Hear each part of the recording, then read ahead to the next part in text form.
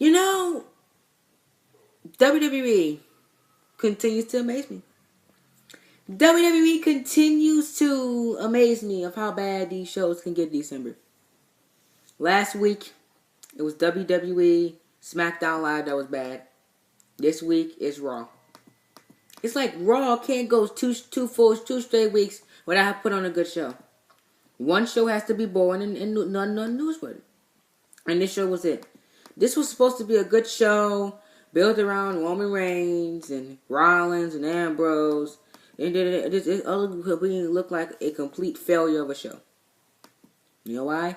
Because Kane and Braun Strowman main eventing the show. Why is Kane and Braun Strowman main eventing the show? And if they did Kane and Braun Strowman, why is the feud not over? I don't understand WWE's booking. I do not, absolutely do not want Kane, Braun Strowman, and Brock Lesnar at the Royal Rumble. I refuse to. I am not going to watch that match. I'm going to turn off that match for about 15 minutes and come back when the Royal Rumble is live. I refuse to sit through that garbage. Refuse to. And I'm not. And you shouldn't either. If they do a triple threat matchup at the Royal Rumble with Kane, Braun Strowman, and Brock Lesnar for the Universal Championship, this company is out of their mind. They're out of their mind. It should have been Rollins and Ambrose should win the Raw Tag Team Championships back from Sheamus and Cesaro, hopefully in January. Then you have Sheamus take some time off because Sheamus is dealing with some injuries. Sheamus takes some time off, and while Cesaro go ahead on his own, and he takes on Brock Lesnar at the Royal Rumble. That's what I would have done. Finn Balor's not ready. Samoa Joe's going to get fed to Roman Reigns probably at Royal Rumble. He's not. He can't do it. Why not? Well, why not give us something that never been done? Cesaro. Have Sheamus and Cesaro lose the tag team championships from Rollins and Ambrose, and then tell Sheamus take some time off, and then you push Cesaro in the main event against Brock Lesnar. Make the fans, make the smarts happy, and you make everybody else happy, and now we don't have to fall asleep when we see Braun Strowman, when we see Royal Rumble, the Universal Championship match, because now we got two people that we want to see in the ring with each other. That's what I'm just saying. But nothing happened on the show. Absolutely nothing happened on the show. Nothing newsworthy. We've seen Rollins and Sheamus for however many times now. God's sakes, these guys fight almost every single week because they have nothing new for Rollins to fight, man. The tag team division of Monday Night Raw is dead. They need AOP. They need somebody to come up here, man, because it's so dead. Absolutely garbage. I would even take Breezango. I would take Breezango on WWE Monday Night Raw because there's nobody on Monday Night Raw. Nobody on Monday Night Raw.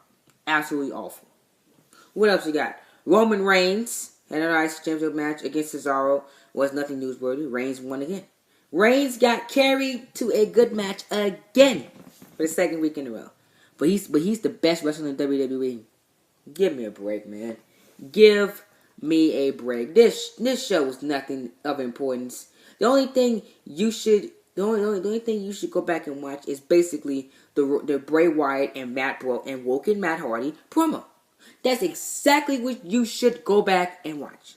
Everything else, don't even worry about it. Don't worry about it, because again, the Bray Wyatt and Matt Hardy thing was basically, I'm gonna say it wasn't bad, but it's basically something similar to last week. But I LOL'd and had fun with it. You want something similar to what happened last week? Go back and watch that promo. Basically, that's it. But I'm Coach M, man. Thank you guys so much for joining me, man. Thank you guys so much for 71 subs, man. Really, really appreciate that. Hopefully we can get to 75 by the end of the week. It is a big week for WWE. We got Raw, SmackDown Live, and NXT live on the USA Network this week. I will be reviewing NXT this week, as it's going to be his first show live on the USA Network. I cannot wait to see that show and see what WWE's got playing with NXT. So we'll have 3 reviews come out this week: Raw, NXT, and WWE Smackdown Live this week. So, also we got Clash of Champions People Predictions Friday. I'll make sure you guys stay tuned to the channel for that. And then we have Clash of the Champions, the Smackdown, baby, and the last pay-per-view of this awful year for WWE of 2017. Even though they made the most money they have ever made in their history, they have produced the worst television I've ever seen since 2000 and I'm gonna say 2010 and around 2010 and 2011. TV was awful for WWE, but it picked back up in early 2012 with CM Punk. When Miz was champion, God, that was the low point for WWE, man. And the talent and the talent went getting over. People were getting hurt left and right. 2011, that was an awful year. And then 2015 too. 2015 was awful too. So, again, we have another awful year down WWE. We thought 2016 was going to be good. It was awful. We thought 2017, which did not start off good. We thought it was going to pick up in the summer months. It did not. It just got worse and worse. And it's still getting worse and worse. Very unfortunate, man. We'll be reviewing that also. Kick things off with Samoa Joe setting a trap. Joe trashed every member of the Shield while calling the damage he's done to them. He called out Roman Reigns and after a long delay, the big dog arrived. The two bouncers bashed each other in a brawl. Bruisers, Cesaro and Sheamus soon leaped in the ring to the straight. Rollins and Ambrose soon followed. The heels left the Shield lying. So that was basically they just took out the entire Shield, signaling that they are ready for their three matches against them later on in the night. And then we kicked off action with a boring 6-man tag team match. Very uneventful, man. Again, the 6-man tags are really getting to me. I hate them. I hate them with a passion. I hate 6-man tags. People notice I hate 6-man tags. They're awful. Absolutely god awful. Why are we getting 6-man tags every single week? I'm sick and tired of it, man. Especially with the women. It's getting repetitive and trash. I didn't even watch this match. I turned off my TV. I turned my TV screen and I wrapped up my homework last night. I didn't watch this match. This match was awful. God awful, man. Bayley and Mickie James versus Paige and Mandy Rose. Oh, it wasn't a 6-man tag. It was wait, what? It was a tag team match. But still, 6-man tags are awful. Tag team matches are awful. We're getting the same stuff with the women that we did back when the Women Revolution started with the 4 horsewomen. 6-man tags, tag team matches every week. Can we get something different, WWE? Can Mandy Rose take on Bayley 1-on-1? Can Paige take on Mickie James 1-on-1? Why the 6-man tags? Anyway, Absolution wins this week again. Obviously, they're still keeping these women strong. That the Absolution wins again. Do you care? Of course you don't. I was so high on this earlier with these women debuting, but they killed me in about 2 weeks. Awful. God awful, man. Then we had the best part of the night, in my opinion. Matt Hardy and Bray Wyatt trade verbal language. Another round of them dueling promos saw Hardy and Wyatt talk Sister Abigail. Hardy's wokeness and the usual oddness from each of these men. More moments and quotes from both of them. Matt Hardy is like a liar in modern day calf. Ooh, from Bray Wyatt. Why would you follow a jester when you can't follow in the footsteps of a king? And then Hardy said, broken brilliance will illuminate the masses. So it's basically something to say from last week. But then again, it was still the best part of Monday Night Raw, which I think is sad. It's sad that WWE can't do nothing better can't do nothing better than this, man. Awful show, man. This was the best part of the show, in my opinion. Balor versus Curtis Axel. Did you care? Of course you didn't. Balor wins via pinfall. Nobody cares. Axel removed his necklace before teaming up with Bo Dallas in a 2-on-1 beatdown. Once the bell rang, Axel grounded Balor. Balor recovered to his downfall in a short match. basically a squash match for Finn Balor, who beat them in a 2-on-1 beatdown. Basically, it was like um, it was basically a handicap match here, and then it was finally Chris Axel versus Finn Balor 1-on-1, and Finn Balor just basically just squashed him.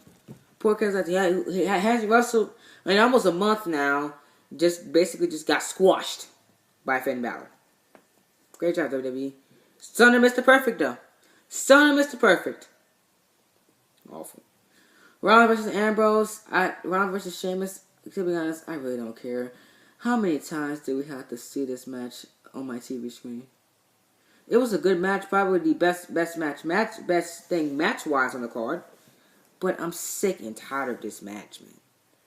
Sick and tired of it. Rollins wins again. With the I think with his knee, 1, 2, 3, he beat Sheamus 1, 2, 3. Then we had a second chance match, number one cruiserweight champion, number one contender qualifying match. Now Rick Swann was supposed to be in this matchup, but plans had changed, and WWE made it a fatal 4-way match. It was Mustafa Ali versus Cedric Alexander versus Tony Nese versus Anya Davari. I was hoping TJP was in this match, but apparently he was not. As WWE said, TJP's nothing. He's awful. Not gonna be in this match. But we got these four in the ring together, and I believe Alexander won. So they still got what they wanted.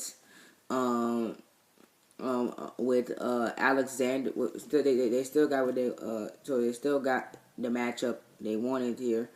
With Cedric Alexander winning via pinfall, even though I wish it was just a regular one-on-one match to show what they can do, they had made it fatal 4-way match because plans had changed because the stupid Swan, I'm gonna call him Stupid Swan, was beating his wife.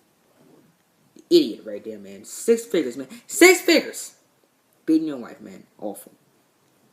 Rick Swann, I completely hate you now, man. And finally, I believe this is the second to last match on the card. Rollins Reigns versus Cesaro. Basically, Roman Reigns got carried into a good match. It was a good match, but Reigns got carried. Reigns wins via pinfall to retain the IC title. As always, Reigns will run through the entire roster till he gets to Brock Lesnar. He's going to beat Brock Lesnar at WrestleMania and become a dual champion. We can only hope that WWE has Samoa Joe win the Intercontinental Championship. I think it's time. I'm thinking that they should do that and then have Samoa Joe versus Finn Balor at WrestleMania. I proposed this to one of my friends this morning. When I was at school, I asked him maybe WWE should take the title off of Roman Reigns and give to Samoa Joe. Then you do Samoa Joe versus Finn Balor at WrestleMania, and now they're finally fighting over something. And now you get Joe on the card, you get Balor on the card. Now these two can finally show what they can do together. And then he said that wasn't a bad idea, and I said I know it wasn't. I know it wasn't good. That's the best thing they can do with getting Roman Reigns on the title. I think Roman Reigns versus Samoa Joe should happen at the Royal Rumble. Reigns should lose the title, enter the Royal Rumble, come up short. Then they should use the Elimination Chamber to have the crown Brock Lesnar next number one contender at WrestleMania. Elimination Chamber, you can put Rollins, Ambrose, Reigns, all those guys in there, and put some people in there, to have the opportunity to shine in the Elimination Chamber. And then have Roman Reigns win that, and then face Brock Lesnar at WrestleMania. That's the best thing you can do. Then you get the IC title on WrestleMania. Then you still get your Roman Reigns match, and then you basically still get everything you want. So you still get everything you want, and you get the Intercontinental Championship on Monday on WrestleMania, which I really want to see. I don't want to go to my first WrestleMania. I still ain't gonna be defended because Roman Reigns of all people has it on his waist. That's awful. I hope plans change, man. I pray plans change. Just like they did with 2016 with him on the United States Champion in 2015 or 2016 that they took it off him. I hope they do the same this week. Absolution had attacked Asuka. I really don't care, man. I really don't care. Ambrose took on Joe. And Joe wins via submission. Whatever, man. This show was awful. I really didn't care. Good match between those two, but whatever. I really don't care. Then we got Kane versus Braun Strowman. This matchup never took place. This matchup took place, but it ended in countouts. Double countout. So now, what I was talking about earlier, that this could potentially be a WWE, was a Universal Championship Triple Threat Universal Championship Triple Threat match with Strowman, Kane, and Brock Lesnar at Royal Rumble. I'm praying that this doesn't happen, but knowing WWE, it might happen. That was the show, ladies and gentlemen. To be honest, I really didn't care about the rest of this show, man. This show was awful. I want to forget that I ever watched this show. And I hope y'all enjoy. You guys do enjoy. Hit the like button, subscribe, and share the channel. I'm Coach Trent. I'll talk to you guys in the next video. Peace.